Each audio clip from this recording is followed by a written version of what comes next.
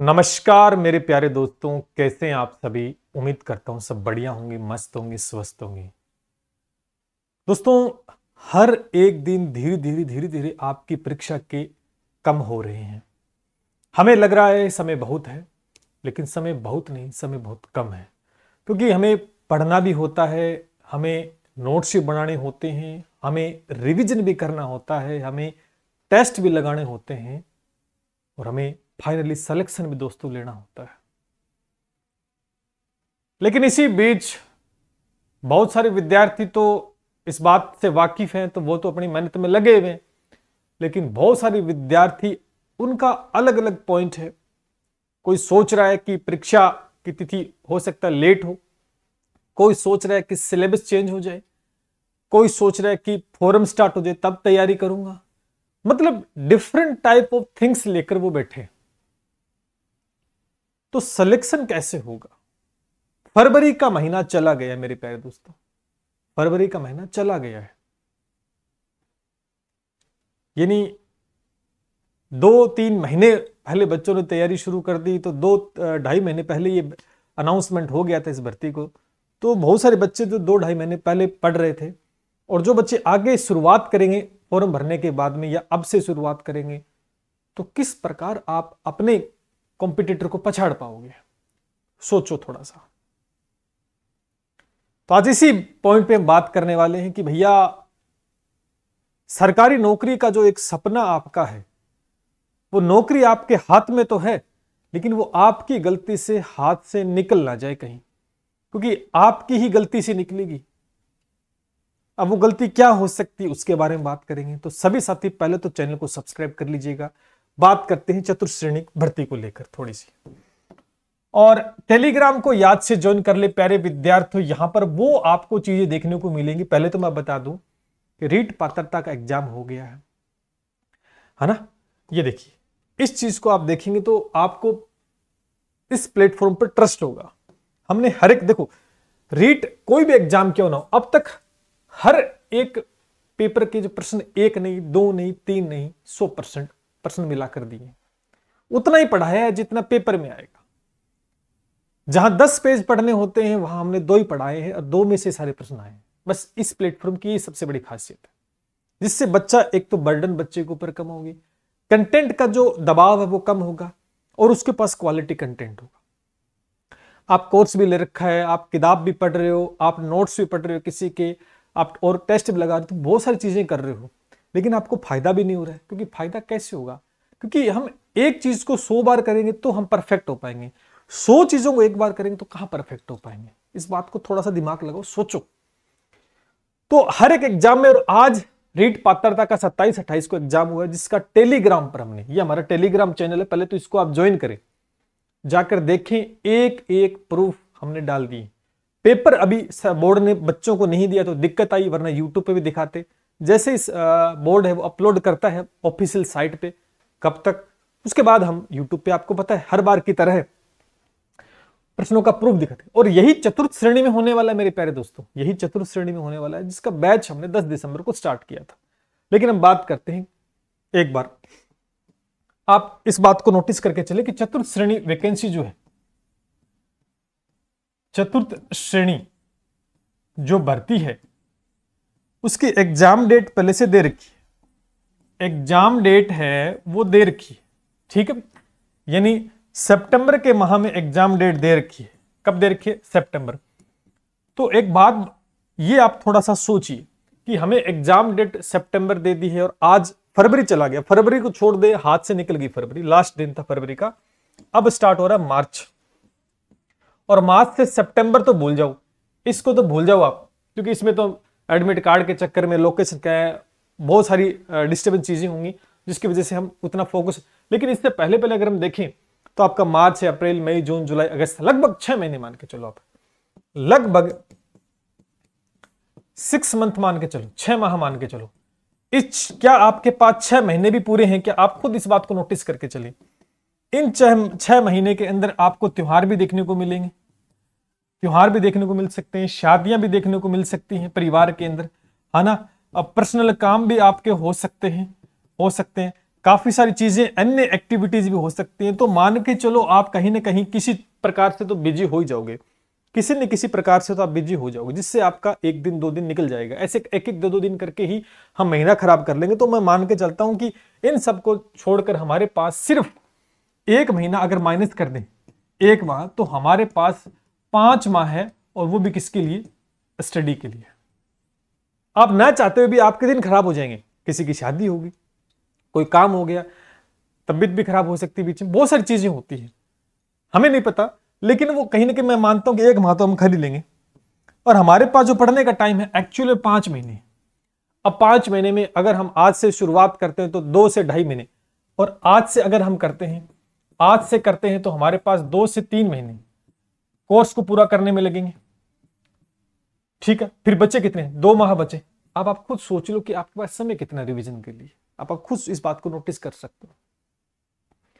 हल्के में तो ले रहे थे कि चतुर्श्रेणी भर्ती है, चतुर्श्रेणी भर्ती है, पोस्ट भी बहुत बड़ी चौड़ी दिखाई दे रही है कि 53,000 है। हम इतनी बातें तो सोच लेते हैं, इतनी पोस्ट है, कट ऑफ नीचे रहेगी, आज तक बोर्ड की इतनी कट ऑफ नहीं गई, ये नहीं गई, फलाना ढिमका हो गया, पशु परिचय का पेपर ऐसा आ गया, उसका पेपर ऐसा आ गया, इसका नॉर्मल आएगा, इसका 10वीं लेवल का आएगा। हम ये बातें ही कर रहे हैं, लेकिन हमें करना होता है क्या? पढ़ाई। वो हम कर नहीं रहे, लेकिन उसके आसपास आसपास घूम रहे हैं।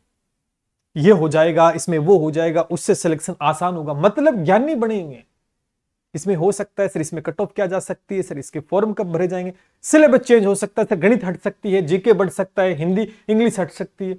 लगातार मैसेज आते हैं, लगातार स्टूडेंट से बात, बस इसी एयर चक्रव्यूह में लगे हुए। लेकिन चक्रव्यूह तोड़ने के लिए भाई साहब चक्रव्यूह के अंदर घुसना पड़ेगा। लेकिन अंदर घुसने का रास्ता न तो आपको पता है, और पता भी है तो आप घुसना नहीं चाहते। तो अब एक बात बताओ, तो फिर कैसे आप अपने आप को इसमें सिलेक्शन दिला पाओगे? आप सोचते हो कि 2-3 महीने में तैयारी हो जाएगी, छोटी भर्ती। अगर कोई ऐसा कह रहा है तो वो सबसे बड़ी बेवकूफी। अगर ऐसी ही तैयारी 2-3 महीनों में हो जाती किसी एग्जाम की, तो फिर आपका सिलेक्शन हो जाता। इससे पहले आप भटक नहीं रहे होते, आप इस भर्ती का इंतजार नहीं कर रहे थे। चाहे आप किसी भी भर्ती की तैयारी करो, चाहे वो फर्स्ट ग्रेड की हो, चाहे सेकंड ग्रेड की, चाहे ग्रेड 3 की हो, चाहे वो 4th ग्रेड की हो, एफर्ट्स उतने लगाने पड़ेंगे, मेहनत उतनी करनी पड़ेगी, और भीड़ के साथ चलोगे। भीड़ से के अंदर से लाखों लोगों को पछाड़कर आपको एक सिलेक्शन लेना है। तो जो लाख लोग कर रहे हैं ना काम, अगर वो भी आप करोगे तो फिर उनकी तरह आप हो जाओगे। उनसे हटकर कोई बच्चा 5 घंटे पढ़ रहा है तो आपको 10 घंटे पढ़ना पड़ेगा। समझ पा रहे हो? वही काम करना पड़ेगा। विराट कोहली ने क्या कहा था? अभी एक इंटरव्यू हुआ था। विराट कोहली, आप जानते हो, इस सुपरस्टार क्रिकेटर है, शानदार। उस बंदे को एक छोटे से बच्चे ने पूछा कि हमें इंडियन टीम में सेलेक्ट होना है, हमें इंडियन टीम में सेलेक्ट होना है, उसके लिए क्या करना पड़ेगा? उसने एक ही बात बोली कि क्रिकेट सब खेलते हैं, सारे सेलेक्ट नहीं होते। उसने बोला कि आपका जो कॉम्पिटिटर है, जो 2 घंटे प्रैक्टिस करता तो आपको 4 घंटे करनी पड़ेगी। अगर आपका कॉम्पिटिटर 5 घंटे प्रैक्टिस करता तो आपको 10 घंटे प्रैक्टिस करनी पड़ेगी, क्योंकि वही चीज आपको औरों से अलग बनाएगी। बस। तो आप देख सकते हैं आज उसी का परिणाम है, आपको ख्याति मिलेगी, आपको सफलता मिलेगी। लेकिन हम सामने वाला 2 घंटा पढ़ रहा था, अपन कल पढ़ेंगे, आज आराम कर लेते हैं, आज थक गए, आज लेट हो गई, शादी में गए थे रात को, सुबह पढ़ते, चलो सुबह अलार्म लगा दी, ठंड बहुत ज्यादा थी, नींद नहीं खुली। इस प्रकार के 100 बहाने हैं। एक एक सेकंड बहुत कीमती होता है प्यारे दोस्तों। हमें लगता है कि हम कर लेंगे, लेकिन जब करने बैठते हैं तो बहुत सारी चीजें हमारे सामने आती है जो हमें डिस्ट्रैक्ट कर देती है। तो इसी बीच आपको अगर सिलेक्शन लेना है तो भैया ऐसा है कि आप अननेसेसरी बातों को तो छोड़कर भूल जाओ। आप इस पर फोकस करो कि हमें सिलेबस दे रखा है, सब्जेक्ट उसके अंदर है, कैसा पढ़ना है, कितना पढ़ना है, सब बता रखा है, तो आपको तैयारी शुरू करनी चाहिए। और आप अगर इस वहम में हैं कि मैं तो तैयारी कर रहा हूं उस एग्जाम की तो इसको भी निकाल दूं, तो शायद वहम तो हर बार पशु परिचय में वहम टूट गया होगा सभी का। बड़े बड़े फन्ने खा थे उनके भी टूट गए, जो आपको पढ़ा रहे थे उनका भी वहम टूट गया था।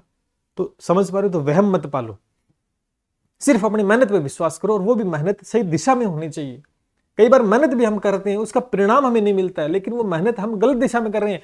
अरे जाना जयपुर है और आप जा रहे हैं दिल्ली वाले रास्ते पर, तो जयपुर कैसे पहुंच जाएंगे? अब मैं बोलूंगा कि मैं तो गया तो था गाड़ी लेके, अरे भैया गया तो था, लेकिन तेरे को जाना जयपुर वाले रास्ते पर था, तो दिल्ली जा रहा है और उधर से घूम के आएगा, तो मतलब क्या उस चीज का?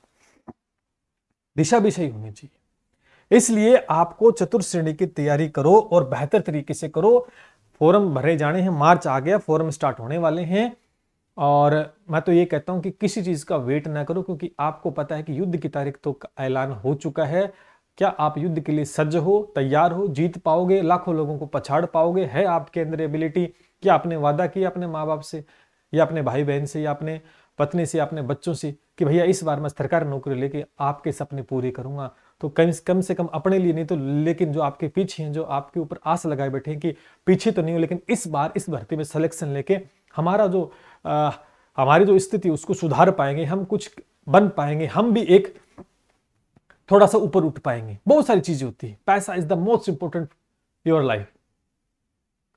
लेकिन ये चीज अभी समझ में नहीं आएगी। ये चीज जब समझ में आएगी जब आप स्ट्रगल, जब जाओगे एक गृहस्थ जीवन के अंदर फंसोगे, जब बहुत सारी जिम्मेदारी, बच्चों की, बहन की, माँ बाप की बहुत सारी जिम्मेदारी होंगी, एक एक हर बात के पैसे लगेंगे, तब समझ में आएगा कि भैया पैसा बहुत इंपॉर्टेंट है। और जब सरकारी नौकरी मिल जाती है तो चाहे भले तनख्वाह कम हो लेकिन पॉजिटिव रहता है, समाज में इज्जत बनती है, पैसा महीने के दिन आ जाता है, सोचना नहीं पड़ता। जब प्राइवेट सेक्टर में जाओगे तो भले ही आपको पैसा ज्यादा हो लेकिन वो खून चूस लेंगे आपका।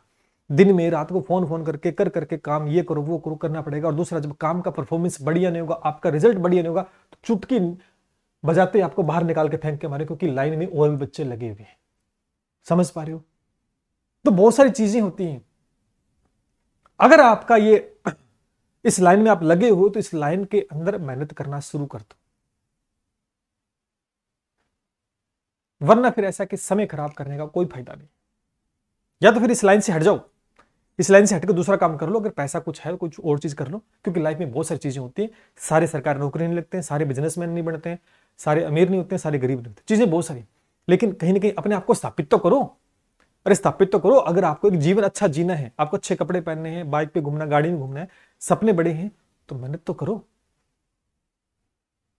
या फिर वही जिंदगी जीनी है कि भैया उससे मांग लिया, उससे मांग लिया, और जब नहीं है तो फिर सामने वाला कपड़े फाड़ेगा, दे भैया, ले तो लिए पहले।